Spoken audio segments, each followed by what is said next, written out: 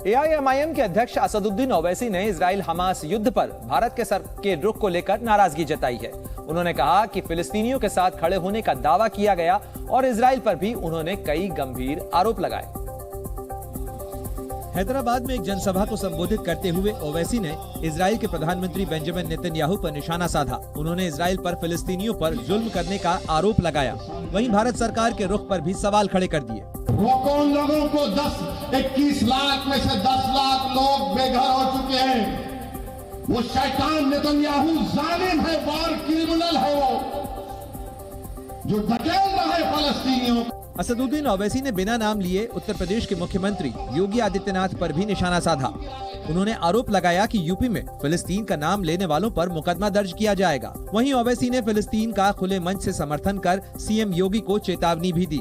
सुनो मुख्यमंत्री, मैं फलस्तीन का झंडा तिरंगे के साथ लगा के आया, मैं फलस्तीन के लिए खड़ा रहूंगा। ओवैसी ने खुले मंच से साफ तौर पर कहा कि वो फिलिस्तीन का समर्थन करते रहेंगे और अगर किसी में हिम्मत हो तो वो उनके खिलाफ FIR दर्ज करे। उधर इजराइल के खिलाफ प्रदर्शन पर रोक लगाने के बाद भी फ्रांस की राजधानी पेरिस में फिलिस्तीन के समर्थकों ने रैली निकाली, जबकि कुछ रोज पहले ही फ्रांस की सरकार ने हमास के समर्थन में रैली निकालने पर रोक लगा दी थी। लेकिन इसके बाद भी पेरिस की सड़कों पर फिलिस्तीन के सैकड़ों समर्थकों ने इजराइल के खिलाफ विरोध प्रदर्शन किया। वहां से प्रदर्शन की जो तस्वीरें सामने आईं, उसमें बड़ी संख्या में फिलिस्तीन समर्थक हाथों में तख्तियां लिए नजर आए। फिलिस्तीन के समर्थन में जुटे कुछ लोग इस दौरान फिलिस्तीन का झंडा लहराते भी दिखाई दिए। इस दौरान वहां नारे लगा रहे प्रदर्शनकारियों को पुलिस ने जब रोका तो प्रदर्शनकारी पुलिस से भिड़ गए और नारेबाजी करने लगे, जिसके बाद पुलिस ने आयोजक सहित 9 लोगों को गिरफ्तार कर लिया और 260 लोगों पर जुर्माना भी लगाया।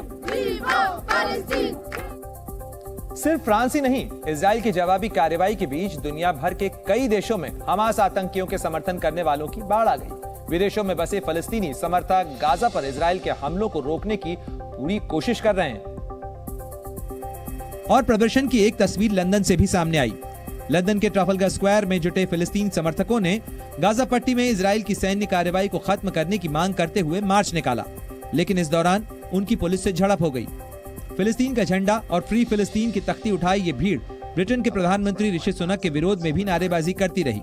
हालांकि पुलिस ने सख्ती दिखाकर उन्हें वहीं रोक दिया। गाजा पर इजराइल के द्वारा की जा रही जवाबी कार्रवाई से तिलमिलाई ये भीड़ इस बात पर जोर दे रही थी कि गाजा में कुछ भी ठीक नहीं है, वहां इजराइल द्वारा हमला तत्काल प्रभाव से रोक देना चाहिए। इजराइल और हमास के बीच छिड़ी जंग अगर लंबी खींची तो इजराइल की इकोनॉमी चरमरा सकती है, और ऐसा हुआ तो दुनिया की कई बड़ी कंपनियों को भी तगड़ा झटका लग सकता है, क्योंकि दुनिया की कई बड़ी कंपनियों ने इजराइल में निवेश कर रखा है और इजराइल में कई बड़ी कंपनियां, जिनमें अमेरिकी company Google, Microsoft, Apple, Intel जैसी IT कंपनियां भी शामिल हैं। भारत की बात करें तो TCS, इंफोसिस, विप्रो, अडानी पोर्ट्स और लार्सन एंड टूब्रो जैसी कंपनियों का इजराइल में अच्छा खासा निवेश है। इजराइल को दुनिया में स्टार्टअप कंपनियों का हब माना जाता है। खासतौर पर टेक्नोलॉजी, डिफेंस, फार्मा और एजुकेशन सेक्टर के कई स्टार्टअप इजराइल के बेहतरीन उद्योग हैं और इनके लिहाज से इजराइल को एक बेहतरीन जगह माना जाता है। आंकड़ों के मुताबिक इजराइल में इस वक्त करीब 6000 से भी ज्यादा स्टार्टअप हैं जो अलग अलग सेक्टर्स में काम कर रहे हैं।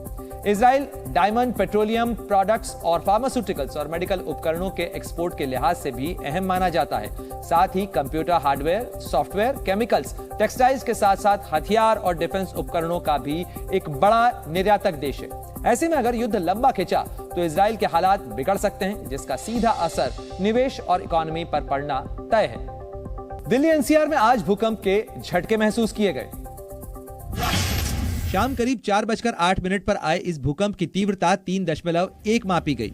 इस भूकंप का केंद्र हरियाणा में फरीदाबाद के करीब रहा। पश्चिम बंगाल के मुर्शिदाबाद में कांग्रेस नेता अधीर रंजन चौधरी बाइक चलाते नजर आए। हालांकि इस दौरान उन्होंने ट्रैफिक नियमों का उल्लंघन किया और बिना हेलमेट के बाइक चलाई।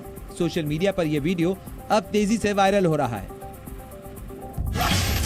विदेश मंत्री डॉक्टर S जयशंकर ने वियतनाम में रविंद्रनाथ टैगोर की प्रतिमा का अनावरण किया। इस दौरान उन्होंने वियतनाम में रह रहे भारतीय समुदाय के लोगों से भी मुलाकात की। अफगानिस्तान में आज सुबह एक बार फिर भूकंप के तेज झटके महसूस किए गए। रिक्टर स्केल पर इस भूकंप की तीव्रता 6.3 मापी गई। पिछले 2 हफ्तों में अफगानिस्तान में कई बार भूकंप के झटके महसूस किए गए हैं। क्रिकेट वर्ल्ड कप में भी हमास और इजराइल के बीच जारी जंग की एंट्री हो गई है। दरअसल शनिवार को अहमदाबाद में हुए महामुकाबले में भारतीय टीम ने पाकिस्तान को 7 विकेट से हराया, जिसके बाद इजराइल के राजदूत नोआर गिलोन ने पाकिस्तानी टीम और उस पर खास तौर पर मोहम्मद रिजवान को लेकर तंज कसा। और भारत की जीत के साथ ही इजराइल के राजदूत नोआर गिलोन ने सोशल मीडिया पर एक पोस्ट कर पाकिस्तानी टीम पर निशाना साधा। उन्होंने कहा, भारत की जीत से हमें खुशी हुई है, लेकिन पाकिस्तानी टीम अपनी जीत हमास के आतंकियों को समर्पित नहीं कर सकी। दरअसल इजराइल के भारत में राजदूत नोआर का ये बयान पाकिस्तानी टीम के स्टार विकेटकीपर बल्लेबाज मोहम्मद रिजवान के उस बयान पर तंज माना जा रहा है जो रिजवान ने हाल ही में श्रीलंका के खिलाफ शतक मारने के बाद गाजा के लोगों पर दिया था। रिजवान ने अपने उस शतक को गाजा के लोगों को समर्पित किया था।